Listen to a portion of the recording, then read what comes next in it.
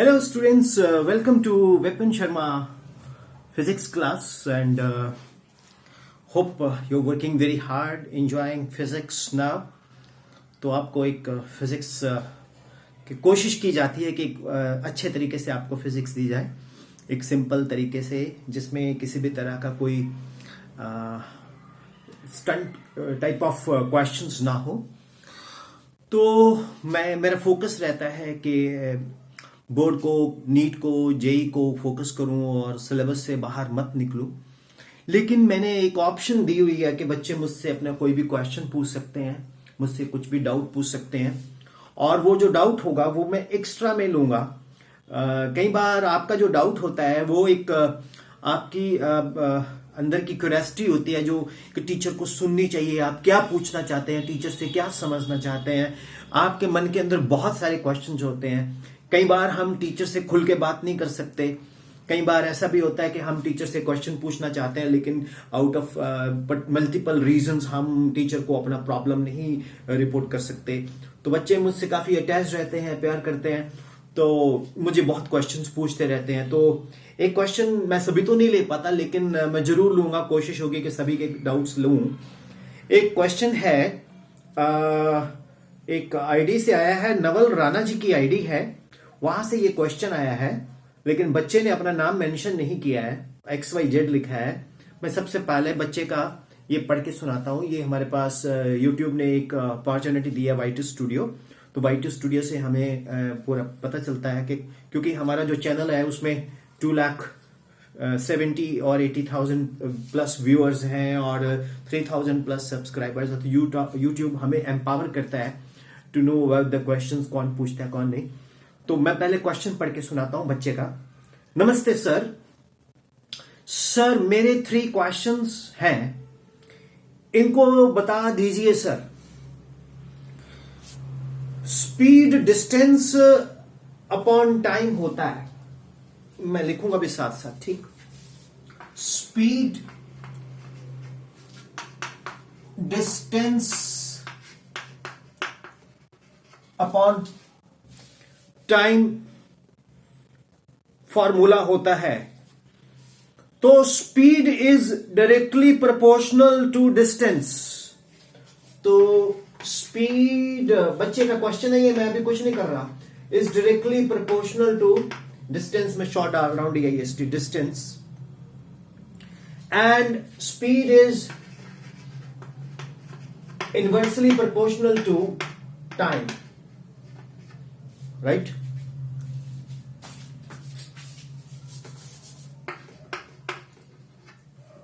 ठीक है, स्पीड को मैं v ले लेता हूं, डिस्टेंस को s ले लेता हूं, टाइम को t ले लेता हूं। तो v is proportional to s, v is inversely proportional to t। अब बच्चे का क्वेश्चन नंबर 1 स्टार्ट हो रहा है। इस फॉर्मूला में प्रोपोर्शनलिटी कांस्टेंट क्यों नहीं है जबकि सभी फॉर्मूला में कांस्टेंट प्रोपोर्शनैलिटी होता है? जैसे मैं पूरा वही टेक्स्ट पढ़ के सुना रहा हूं। सभी में प्रोपोर्शनैलिटी कांस्टेंट क्यों नहीं है बाकी, जबकि सभी फॉर्मूला में जहां जहां डायरेक्टली एंड इनडायरेक्टली प्रोपोर्शनैलिटी का संबंध बनता है, प्रोपोर्शनैलिटी कांस्टेंट वहां है। जैसे F is equal to G M1 M2 upon R², तो वहां पर G है, V इक्वल टू IR, इसमें कैपिटल R कांस्टेंट है। तो पहला क्वेश्चन तो ये है। क्यों ना इसका पहला क्वेश्चन का आंसर करें। माय डियर XYZ स्टूडेंट्स, जिन्होंने नवल राणा जी के आईडी से ये यूट्यूब के ऊपर मुझे भेजा है, तो मेरे बच्चे, ये क्वेश्चन जो आपने पूछा है, सबसे पहले तो आपको मैं ये क्लियर कर दूं कि कांस्टेंट ऑफ प्रोपोर्शनैलिटी को जब हम रिमूव करते हैं, इट इज नॉट इंपॉर्टेंट कि हमें वहां पर कोई भी कांस्टेंट का वैल्यू डालना ही पड़ेगा ना। ये डिपेंड करता है किस फैक्टर्स के ऊपर उस चीज को हम डेराइव कर रहे हैं। जैसे आपने बेटे ओम्स लॉ की बात की मेरे बच्चे, आपने बोला V is proportional to I और V is equal to IR, ठीक है, ये आपने क्वेश्चन में बेटे मेंशन किया है। तो मेरे बच्चे एक चीज बता मेरे को, आपने जब ये लॉ पढ़ा होगा, एक तो मुझे आपकी क्लास पता नहीं है, आपकी 11th है, 12th है या 10th है या 9th है, बेटे मेंशन कर देते तो ज्यादा अच्छा होता, बट कोई बात नहीं। अगर आपने एक लॉ पढ़ा है, ये ओम्स लॉ, वो कहता है क्या, keeping the physical conditions of the conductor constant, the fall of potential is directly proportional to the current. तो जब हम फिजिकल कंडीशन ऑफ कंडक्टर की बात करते हैं तो वो बहुत सारे फैक्टर्स पे आगे डिपेंड करता है। क्या, physical conditions of the conductor में जो आर है वो लेंथ पे, टेम्परेचर पे, एरिया ऑफ क्रॉस सेक्शन में, आगे फिर वो एक रो इंट्रोड्यूस करना पड़ता है जिसको रेजिस्टिविटी बोलते हैं। तो my dear student, my dear XYZ student, अब अगले बार नाम बोल देना यार, इस नाम बोलने में क्या है, विपिन शर्मा मेरे को जानते हैं, मैं बोल रहा हूं, इसमें क्या है, ठीक है ना। तो माय डियर स्टूडेंट, मैं आपको एक बड़ी चीज क्लियर करता हूं कि यहां ये जो कांस्टेंट ऑफ प्रोपोर्शनैलिटी है, इसकी जो डिटर्मिनेशन है बड़े डिफरेंट पैटर्न सिस्टम पे चलती है। जैसे आपने कैपिटल G की बात की, यूनिवर्सल ग्रेविटेशनल कांस्टेंट, उसका पैरामीटर और है कैलकुलेट करने का, रेजिस्टेंस का पैरामीटर और है, ये हम बहुत सारे फैक्टर्स को लेके डिफाइन करते हैं तो जाके लॉ बनता है, तभी इसको लॉ बोलते हैं। जैसे आप बोल रहे हो कि यहां पर हमने आर को इंट्रोड्यूस किया, ग्रेविटेशनल लॉ में कैपिटल G को इंट्रोड्यूस किया, क्यों किया, क्योंकि it has been found that it depends upon so many other factors as well. अब अगर आप न्यूटन्स लॉ ऑफ ग्रेविटेशन की बात करें, वो बोलता है F is proportional to m1 m2 inversely proportional to r square, F is equal to G m1 m2 upon r square. तो वहां पर जो G है वो किस किस फैक्टर्स पे डिपेंड करता है, और उसका जो वैल्यू हम कैलकुलेट करते हैं फिर वो डालते हैं, 6.67 10 to -11 newton metre square kilogram inverse square, वो डाला, वैल्यू कैलकुलेट किया गया, ठीक है। इसी तरह से मेरे बच्चे ये यहां पर जो रेजिस्टेंस है उसको लगाया, और ऐसे कूलम्स लॉ में भी आप जाएंगे, F is proportional to Q1 Q2 upon R square. Coulomb's law में जाएंगे तो F is proportional to Q1 Q2 inversely proportional to R square, तो F is equal to KE Q1 Q2 upon R square. तो Coulomb's में अगर हम CGSE में लेते हैं तो वहां KE की वैल्यू 1 आती है, और अगर हम SI में लेते हैं तो KE की वैल्यू 1/4 पाई एप्सिलॉन नॉट, यानी कि 9 into 10 to raise power 9 newton metre square inverse and Coulomb's charge coulomb का वैल्यू होती है, इसका स्क्वायर चलता है, सारा कैलकुलेट करना पड़ता है। FR square newton metre square upon Q1 Q2 that is coulomb square inverse, newton metre square coulomb square inverse, ये वैल्यू आती है KE की। तो वो हम कैलकुलेट करते हैं कूलम्स में। तो it is not important that कि हर जगह पे कांस्टेंट ऑफ प्रोपोर्शनैलिटी का वैल्यू कुछ निकल के आए। यहां पर जो वैल्यू निकल के आ रहा है, अगर हम इसको कंबाइन करते हैं, V is proportional to S, V is inversely proportional to, तो यहां V K का वैल्यू आता है, the value of V S and T are such that K is equal to 1। The value of V, S and T are such that K equal to 1. तो यहां पर जो speed है वो simple distance पे depend करती है, ठीक है।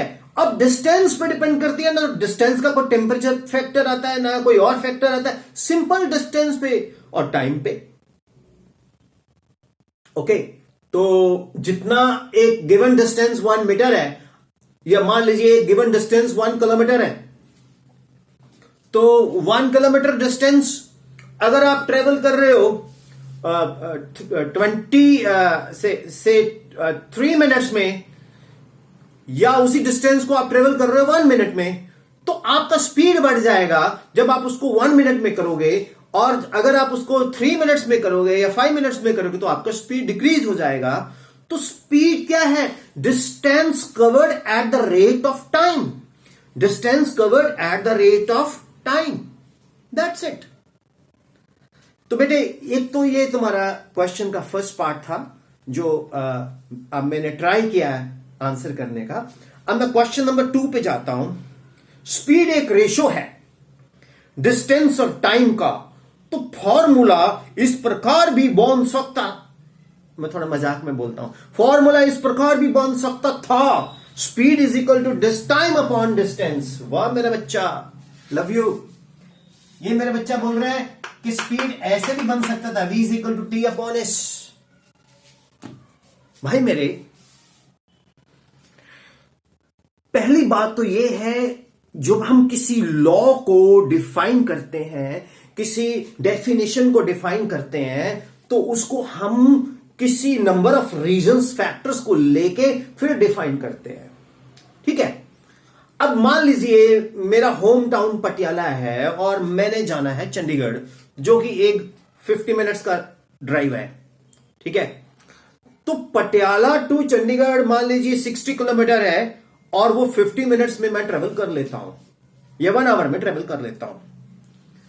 अब मैं बोलूंगा यार चंडीगढ़ पटियाला 1 आवर है,